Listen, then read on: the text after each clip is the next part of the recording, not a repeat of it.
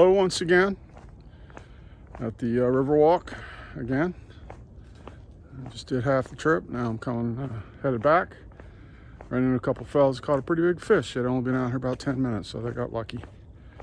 And maybe someday soon we'll all be down here at the river, fishing, trying to get something to eat because the supply chain has collapsed.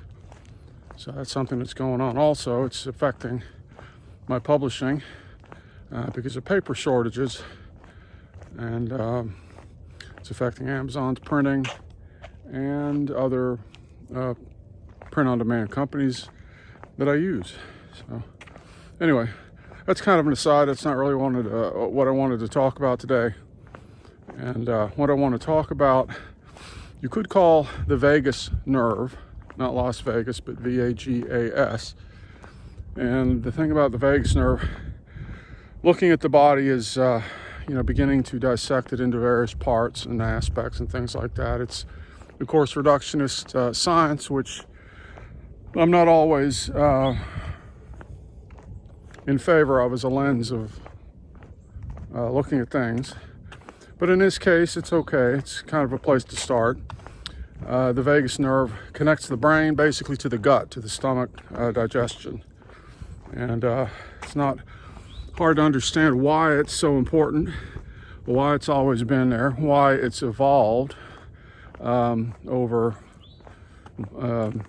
millions of years, because life forms, of course, depend on sustenance, and the brain controls the processes of feeding and hunting and whatever it is that the animal does to survive. So in our case, we have this system in place, but we no longer have the more desperate sort of survival mode going for ourselves.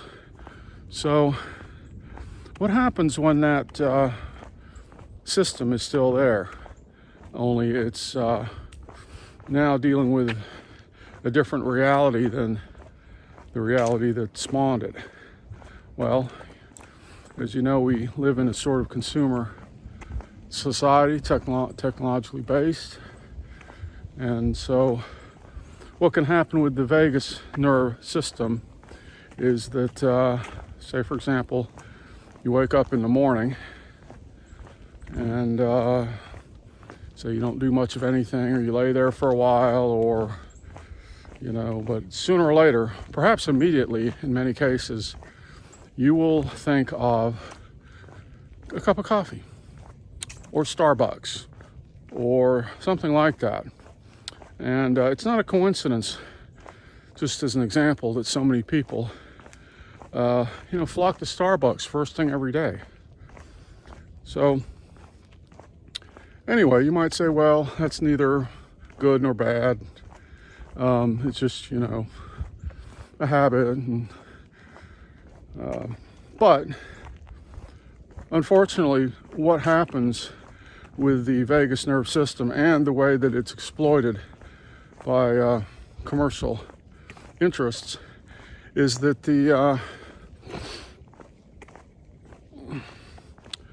like I said, if you wake up in the morning and that first urge that pops into your head, whatever it is, based on how you trained your gut, your stomach, then you'll get up, pursue that, and what happens is that essentially it's a repetitive, unconscious activity.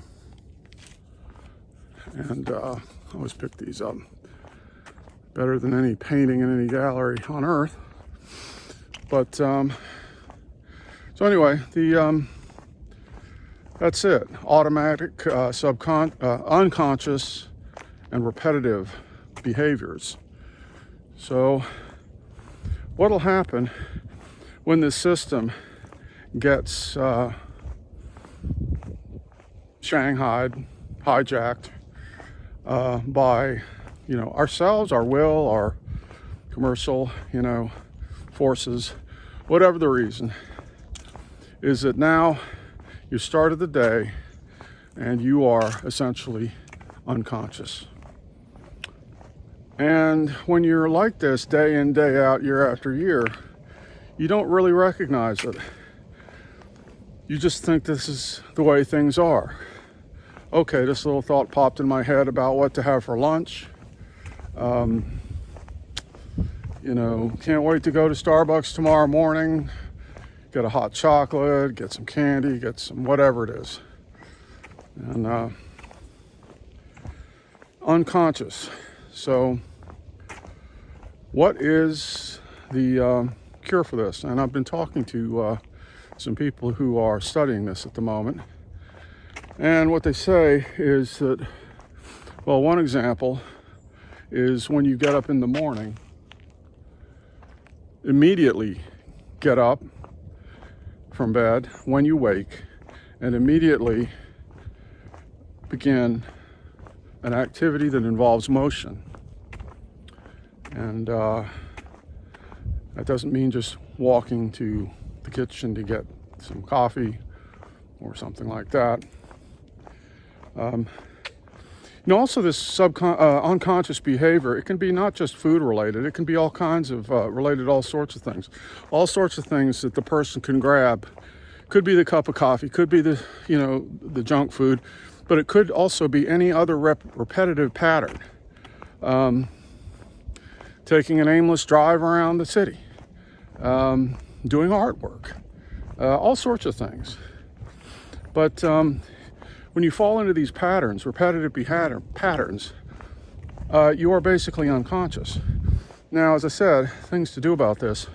One is to wake up and immediately begin doing something involving movement. And what that does is it apparently disconnects things a bit from the vagus nerve loop so that you will come out of things more aware, more awake, more conscious than you would have been. So you can see why, say, in Buddhist retreats and places like that, yoga and meditation comes first in the day. And what you'll find is what you do for that 30 minutes in the morning will shape the rest of the day. Now, I've been doing this for a while now, and it's quite astonishing how it creates new realities. So you thought your reality was reality, but now you've done a morning ritual.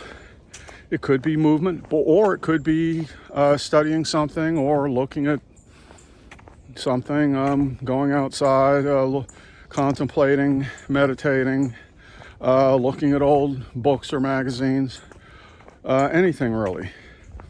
What happens is that consciously making that choice first puts you in a conscious mode for the rest of the day.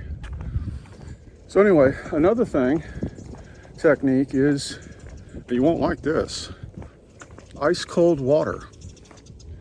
Now, it could be jumping into a ice cold bath, or it could be a cold shower.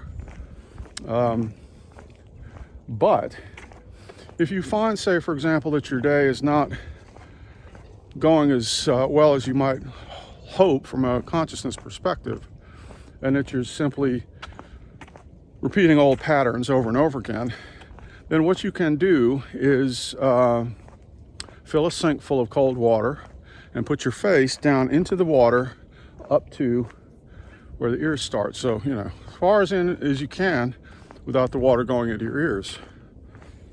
And what that does, apparently, is resets the vagus nerve.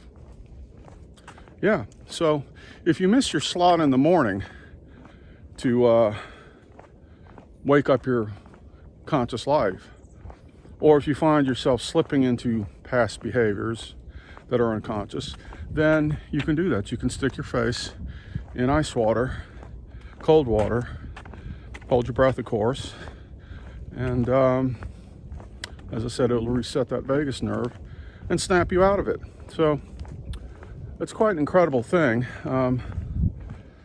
It's interesting to contemplate perhaps how that evolved. It may have been that when an animal went to drink at a river or a stream, it would put its face in there, and then when it came up, it had to be incredibly conscious of what was around it and what was happening, especially if it was a prey animal. I don't know. That's just an idea. So anyway, there you have it. Vagus nerve, how it is linked to repetitive unconscious behaviors, and how being trapped in these loops, these behaviors, basically saps everything from your life.